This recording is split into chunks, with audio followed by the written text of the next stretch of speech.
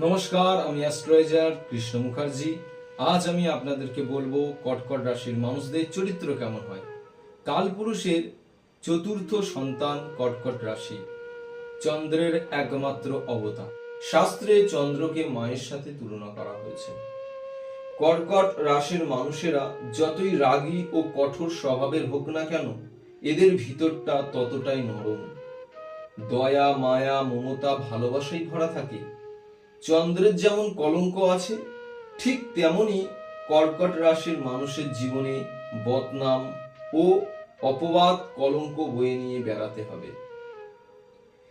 কর্কট রাশির মানুষরা ঘর, পরিবার, সংসারকে বুকে আঁকড়ে ধরে বেঁচে থাকতে চায়, কিন্তু ঘর, পরিবার, সংসারের জন্য কর্কট রাশির মানুষেরা যতই ভালো কাজ করুক না কেন, এদের বদনাম ও কলঙ্কের ভাগীদার হতেই হবে।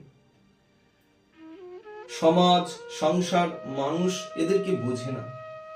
কর্কট রাশির মানুষরা গোপনীয়তা প্রিয় হয়, কিন্তু তাদের গোপনীয়তাকে বজায় রাখতে পারে না বা ধরে রাখতে পারে না।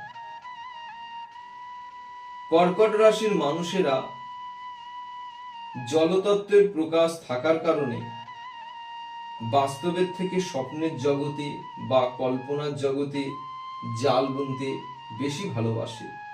কর্কট রাশির মানুষরা যে কোনো পরিস্থিতিতে একটুতে বিচলিত হয়ে পড়ে। চন্দ্র যেমন 16 কলায় গুণ সম্পন্ন, ঠিক তেমনি কর্কট রাশি মানুষের মন বিভিন্ন সময় বিভিন্ন রকম আচার আচরণ করতে পারদর্শী হয়। কর্কট রাশির মানুষেরা তাদের জীবন শুরু করে শূন্য থেকে। তারা যাই কর্ম করুক না কেন, সেই কর্ম তাদের পরিবারে সেই প্রথম করছে বলে জানবে।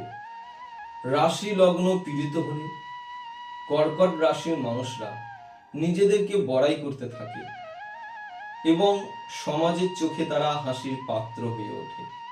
কর্কট রাশি মানুষদের স্বার্থে ঘা পড়লে তারা আপন পর বিচার করে না, কঠিন শাস্তি দিতে উদ্যত হয়।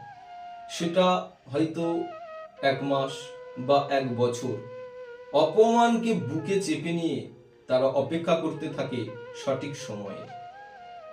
যাই হোক না কেন, মনের মধ্যে ঘাত প্রতিঘাতকে চেপে রেখে অতীতকে বয়ে নিয়ে বেড়ায় দীর্ঘ সময় ধরে। ফেলে আসা অতীতের ঘটনা বারবার বর্তমান হয়ে ফিরে আসে কর্কট রাশির মানুষের জীবনে। পারিপার্শ্বিক পরিস্থিতিতে জীবনের ঘাত প্রতিঘাত প্রভৃতি ক্ষেত্রে অভিজ্ঞতা সঞ্চয় করে দীর্ঘ সময় পর পর কর্কট রাশির মানুষরা নিজেদেরকে পরিবর্তন করে ফেলে। নমস্কার।